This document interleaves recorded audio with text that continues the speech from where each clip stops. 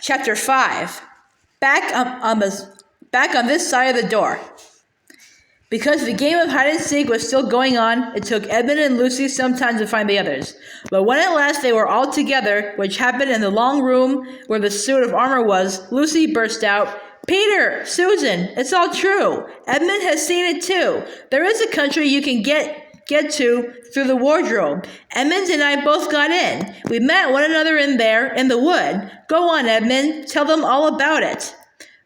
"What's all this about, Ed?" said Peter. And now we come to one of the nastiest things in this story. Up to that moment, Edmund had been feeling sick and sulky and annoyed with Lucy for being right, but he hadn't made up his mind what to do. When Peter suddenly asked him the question, he decided all at once to do the meanest and most spiteful thing he could think of. He decided to let Lucy down. "Tell us, Ed," said Susan.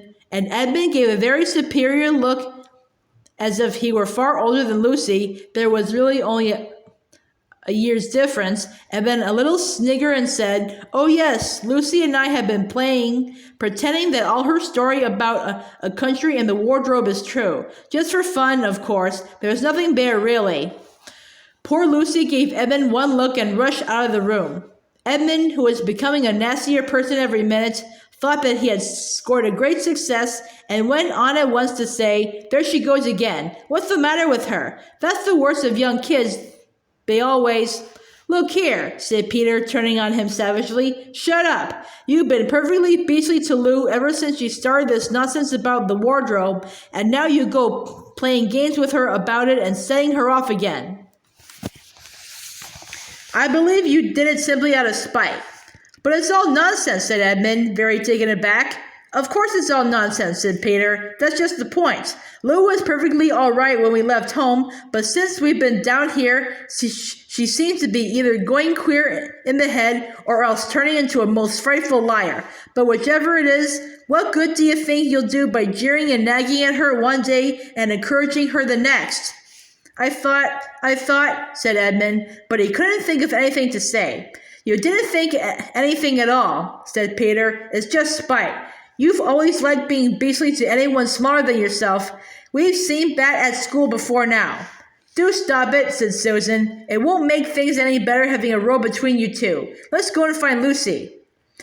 It was not surprising that when they found Lucy, a good deal later, everyone could see that she had been crying. Nothing they could say to her made any difference. She stuck to her story and said, "I don't care what you think, and I don't care what you say. You can tell the professor, or you can write to Mother, or you can do anything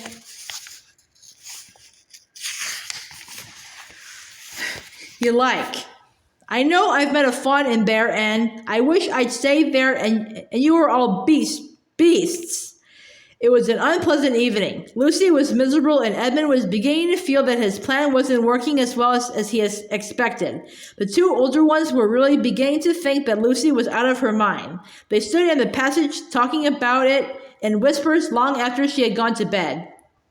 The result was the next morning, they decided that they really would go and tell the whole thing to the professor. "He'll write to Father if he thinks there is really something wrong with Lou," said Peter. "It's getting beyond us." So they went and knocked at the study door, and the professor said, "Come in," and got up and found chairs for them and said he was quite at their disposal. Then he sat listening to them with the tips of his fingers pressed together and never interrupting till they had finished the whole story. After that, he said nothing for quite a long time. Then he cleared his throat and said the last thing either of them expected. "How do you know," he asked, "that your sister's story is not true?" "Oh, but," began Susan, and then stopped. Anyone could see from the old man's face that he was perfectly serious. Then Susan pulled herself together and said, "But Edmund said they had only been pretending."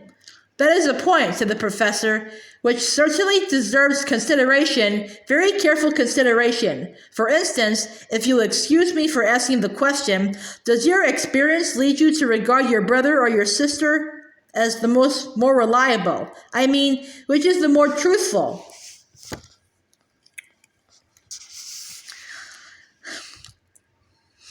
"That's just the funny thing about it, sir," said Peter. "Up till now, I'd have said Lucy every time." And what do you think, my dear? Said the professor, turning to Susan. Well, said Susan, in general, I say the same as Peter, but this couldn't be true. All this about the wood and the fawn.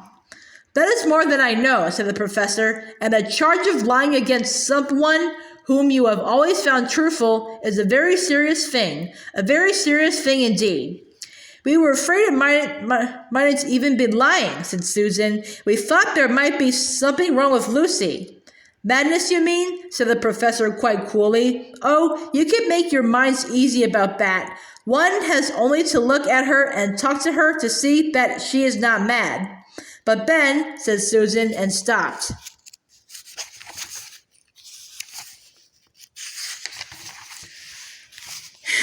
She had never dreamed that a grown-up would talk like the professor and didn't know what to think. Logic, said the professor half to himself. Why don't they teach logic at these schools?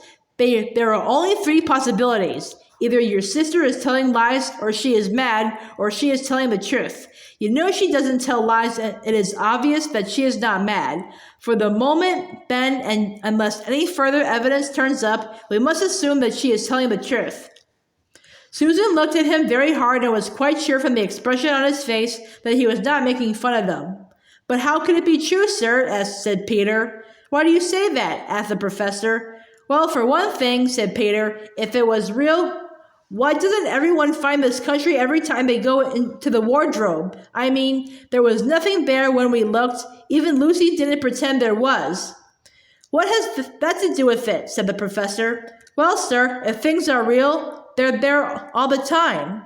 Are they? Said the professor, and Peter did not know quite what to say. But there was no time, said Susan. Lucy had no time to have gone anywhere, even if there was such a place. She came running after us the very moment we were out of the room. It was less than a minute, and she pretended to have been away for hours.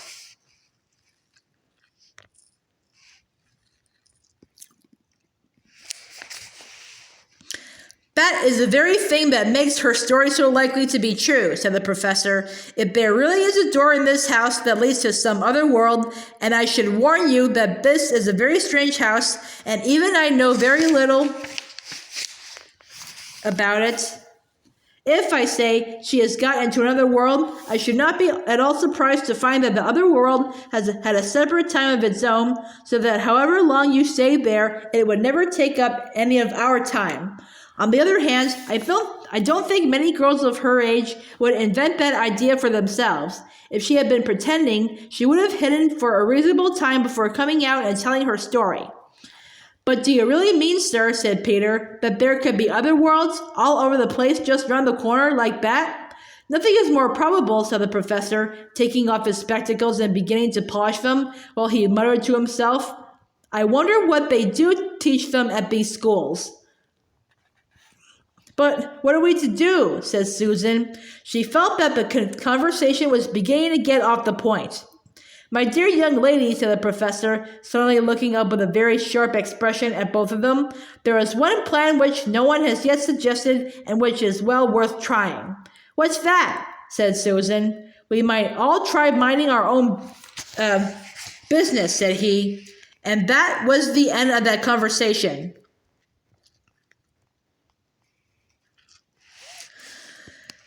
After this, things were a good deal better for Lucy. Peter saw to it that Edmund stopped jeering at her, and neither she nor anyone else felt inclined to talk about the wardrobe at all. It had become a rather alarming subject, and so, for a time, it looked as if all the adventures were coming to an end, but that was not to be. The house of the professors, which even he knew so little about, was so old and famous that people from all over England used to come and ask permission to see over it. It was the sort of house that is mentioned in guidebooks and even in histories, and well it might be, for all manner of stories were told about it, some of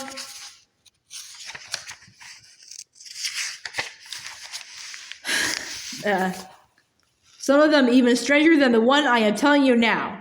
And when parties of sightseers arrived and asked to see the house, the professor always gave them permission, and Mrs. McCready, the housekeeper, showed them round, telling them about the pictures and the armor and the rare books in the library. Mrs. McCready was not fond of children and did not like to be interrupted when she was telling visitors all the things she knew. She had said to Susan and Peter almost on the first morning, along with a good many other instructions, and please remember you're to keep out of the way whenever I'm taking a party over to the house. Just as if any of us would want to waste half the morning trailing around with a crowd of strange grown-ups, said Edmund, and the other three thought the same. That was how the adventures began for the second time. A few mornings later, Peter and Edmund were looking at the suit of armor and wondering if they could take it to bits when the two girls rushed into the room and said, "Look out! Here comes the McCready and a whole gang with her." "Sharp's the word," said Peter, and all four made off through the door at the far end of the room. But when they had got out into the green room and beyond it, into the library, they suddenly heard voices ahead of them and realized that Mrs. McCready must be bringing her party of sightseers up the back stairs instead of up the front stairs as they had expected. And after that, whether it was that they lost their heads, or that Mrs. McCready was trying to catch them, or that some magic in the house had come to life and was chasing them into Narnia, they seemed to find themselves being followed everywhere, until at last Susan said, "Oh, bother those trippers. Here, let's get into the wardrobe room till they've passed. No one will follow us in there." But the moment they were inside, they heard voices at the door, and then they saw the handle turning. "Quick," said Peter, "there's nowhere else," and flung open the wardrobe. All four of them bundled inside it and sat there, panting, in the dark. Peter held the door closed but did not shut it, for, of course, he remembered, as every sensible person does, that you should never, never shut yourself up in a wardrobe.